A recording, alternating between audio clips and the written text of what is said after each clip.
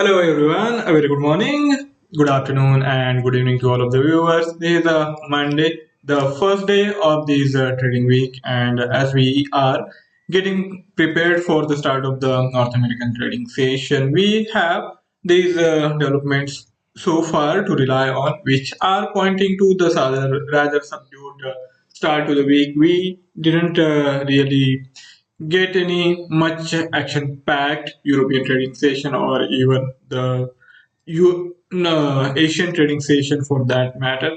Most of the price moves in the equity, commodity, and the forex space have been rather range bound. So we have the currency segment where the range has been pretty much close to the Friday. We didn't really get any fresh breakout on the either side. The moves are rather tame, and similar trajectory is unfolding in equity space also. We have consolidation in a narrow range there as well. So it will be interesting to see how things stand up and what we can expect moving forward. So for that, let us now go to the JForex for the newly released trading platform from the Dukascopy Bank SA, and this is the platform which is going to make our trading experience much to talk about, and at the same time it provides a easy interface to go for trades in matter of seconds, and it is also much easier to understand. So you get all these tools provided to you which we can utilize to look for the opportunities which we feel are likely to have higher probability of ending the trade on a profitable note. So here this is the Euro USD chart drawn on the 5 minute candlestick period, but here I am actually looking at its price formation for throughout the session, the Asian as well as the European trading session. And now, as we are getting close to the start of North American session, we have these developments which are pointing to a very narrow range trades so far in today's session, where on the upper hand the range has been of 1.035, and on the lower side the range is at 1.027. So it is in terms of the peaks, it is not exactly narrow if you were to talk about it, but in relative terms, looking at how volatile the markets have been in recent days, rather on the this is rather on the lower side. Now, if we consider the price moves here, we get an idea that this Euro USD has consolidated with its day high coming in at 1.035, and afterwards it went into a decline, but it was not going to decline too much, and it again reversed course, and it is not far off from the day's high, and that means we can play within the range, and we can try for buying opportunities on the lower side and the sell opportunities on the higher side. So for that, all we have to do is figure out which is the currency which is strongest on the bullish side and weakest on the bullish side, and do a relative comparison so we get a good idea of which one to short and which one to go long on. So here the Euro USD so far now is showing the signs of holding on to these recent decline. So moving forward, there is a case that this stability is expected to hold unless there is any sharp move and this lower side is breached. Till then, we can pretty much take confidence from this consolidation, ongoing consolidation, and as long as this average pricing holds where we have this Euro USD price formation average of last 2 hours coming in at 1.030. So I think if we have the price action unfolding above this average price, then we can pretty much expect this range to hold, and we can keep looking for some scalping opportunities. But whether to go for a trade against the dollar or betting against the strength of the dollar, the Euro USD is the best choice or not. For that to be determined, we have to first compare all these USD currency crosses, and then we will be in better position to judge for ourselves.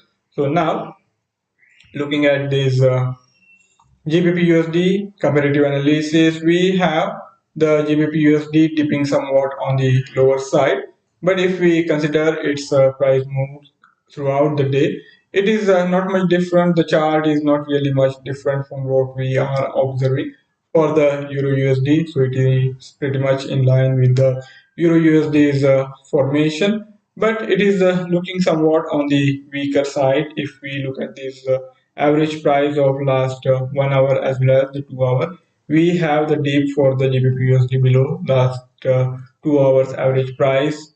So that is something which we have to keep in mind while going for any trade against the dollar, or if you are expecting the dollar to weaken, then in that scenario the Euro USD seems like a much better option to go long on compared to the GBP USD. Here it has gone close to this 4 hourly high. It didn't really make a new 4 hourly high, but it was pretty close to that. And now, if we look at its price formation, as I said, we have this average price on the lower side. Let us now compare other currency crosses. The AUD USD. AUD USD is also showing the momentum to be on the consolidation side, with it trying to consolidate after these gains. But it is now an interesting scenario where we have to keep in mind that the momentum is not that strong and the range has been defined within these 50, 45, 50 pips. So we all we have to try to do is buy it on the lower side and sell it on the higher side.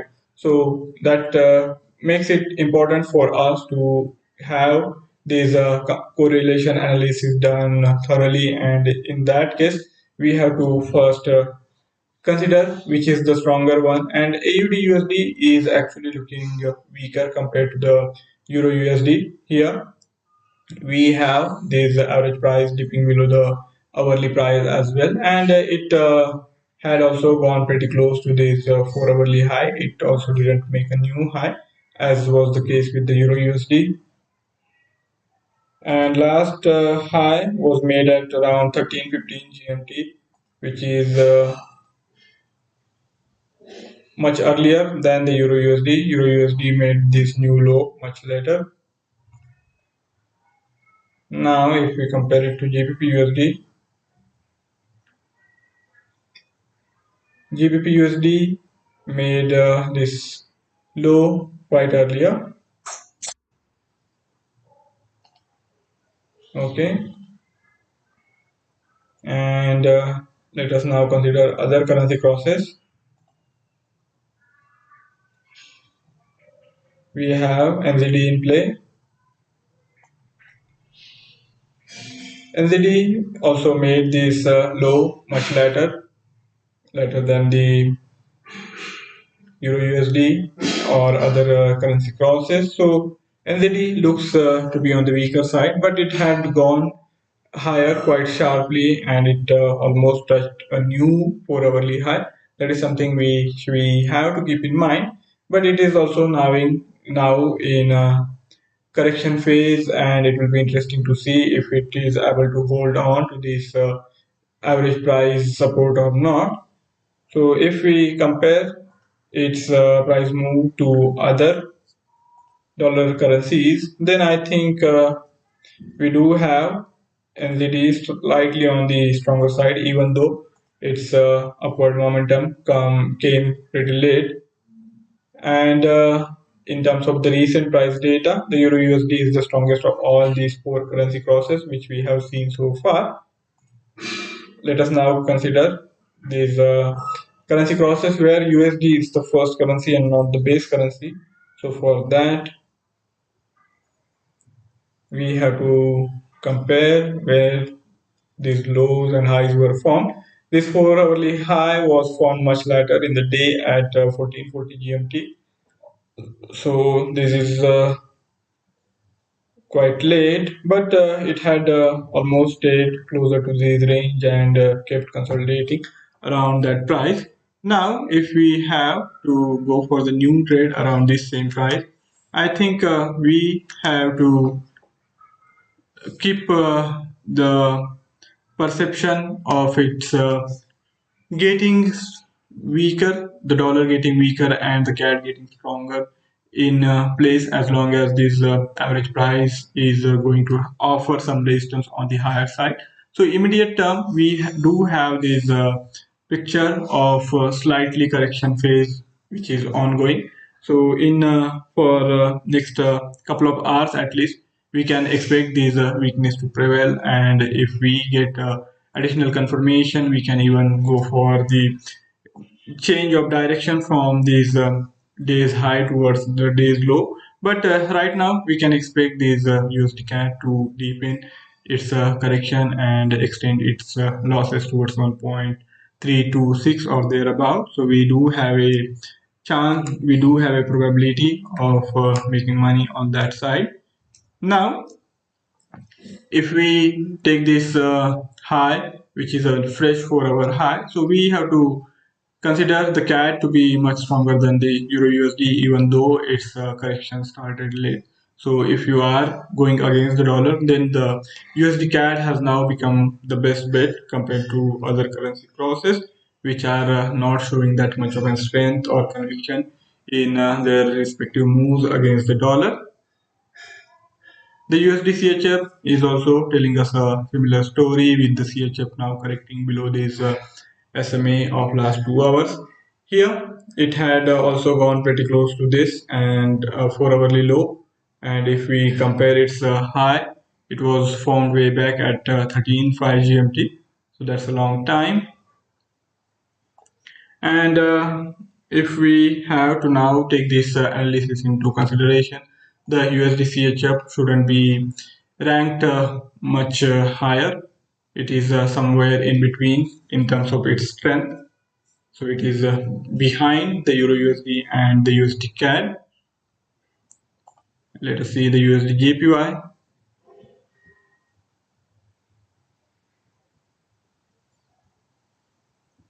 The USD JPY seems to be resuming its upward journey. It was the strongest one in terms of the price action data, where it continued to trade higher.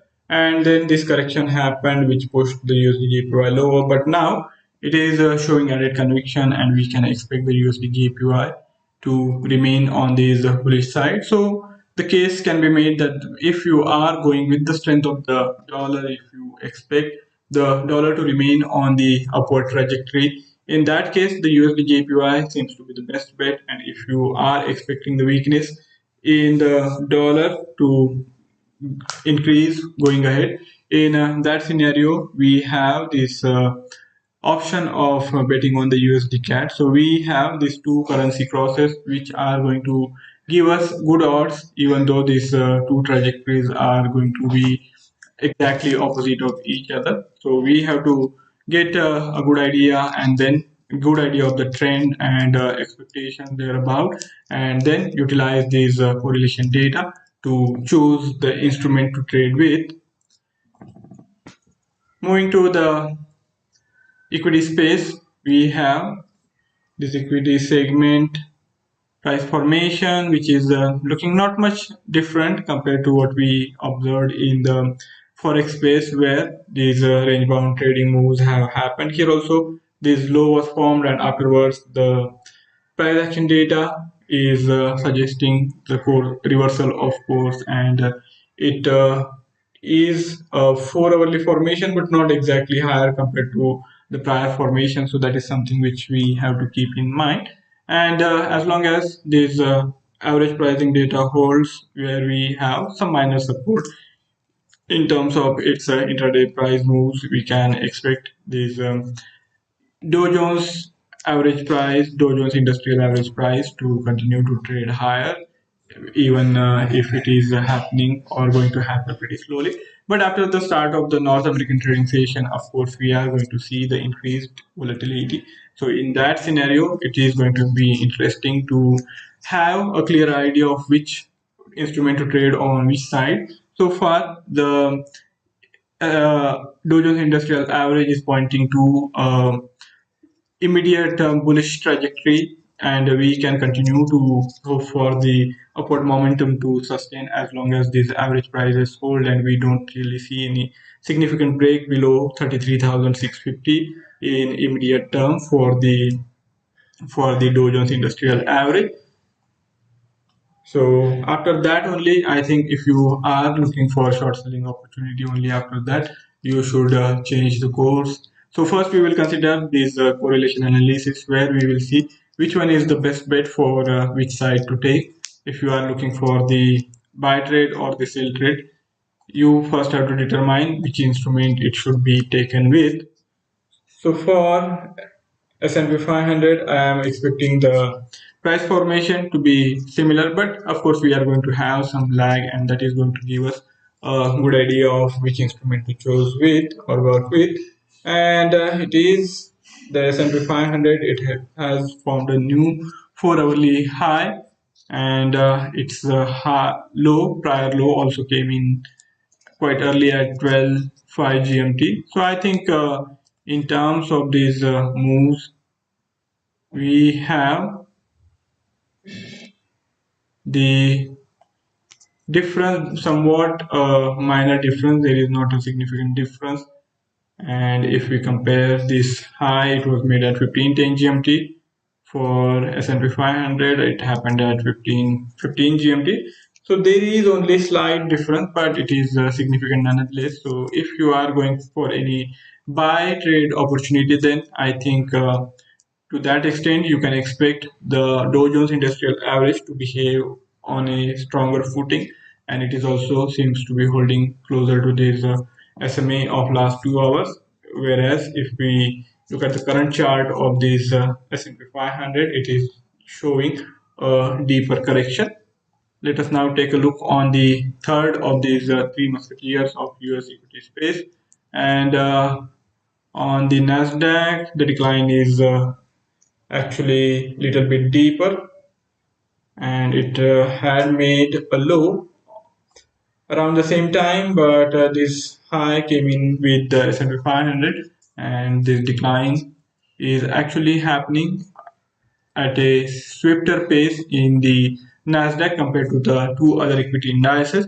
So here we have this price formation, which is pointing to the slightly bullish bias at the moment, but it seems to be changing and moving forward. If we get this correction to deepen further, then I think by the start of North American trading session, we will have a good idea. And if we see this deep extending to this 2 hourly low, in that scenario, the Nasdaq can also be shortened after some some consolidation. And if we have to take any short sell trade in the equity space, then the Nasdaq should be preferred compared to the Dow Jones.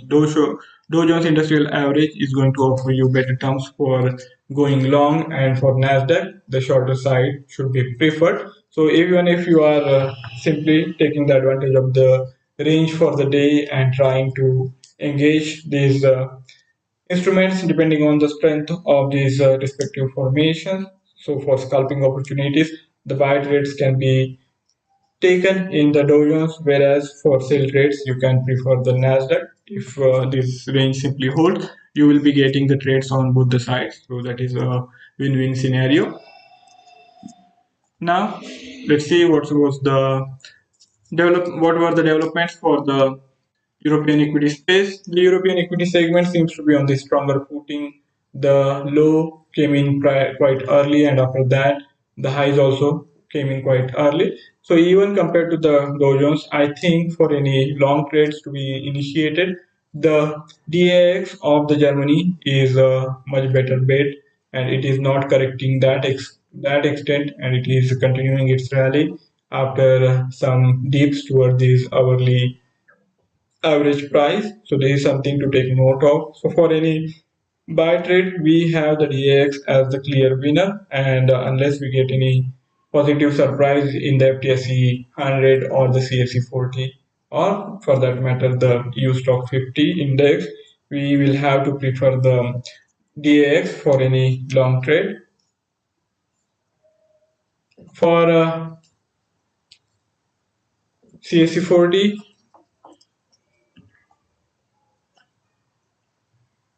the price action is pointing to the continuation of the upward journey, but it is on the slightly lower side compared to the DX. but it is not that much weaker. So our assessment still stands that the Nasdaq should be a better bet for shorting, and for long, the DAX remains the best bet. Now we compare it to FTSE. Okay, so here it is. FTSE is showing swift rise, even though it came to party late. I think no, not exactly. It was the strongest bait and it corrected to the lowest extent. And after that, this rebound happened swiftly and sharply, and it has pushed this price formation. So we have the stronger case even compared to the DAX in the FTSE 100, which has not made this low 4 hourly low after the initial dip at around 7,320, and after that it went on to rise sharply, and again after this new consolidation it is again changing gears and starting to rise. So this is a clear cut winner in the equity space. I am not expecting the S&P, sorry, the EU Stoxx 50 index to be telling a different story here also.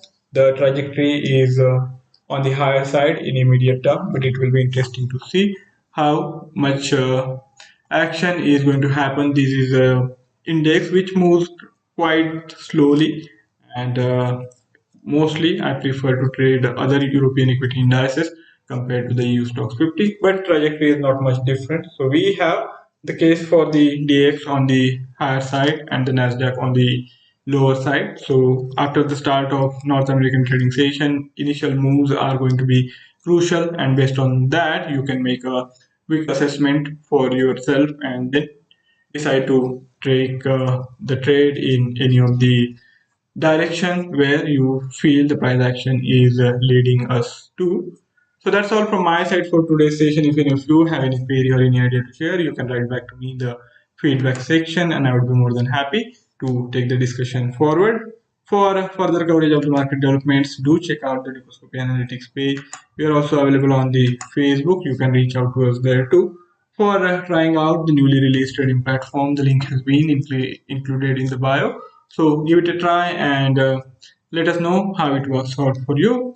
That's all from my side for today's session. If you feel like, you can write back to me for further discussion on the any of the instruments chosen, and I will be more than happy to take the discussion forward. I'll be back tomorrow with the fresh assessment of the developments depending on the price data. We will see the instruments relative strength and weaknesses tomorrow as well.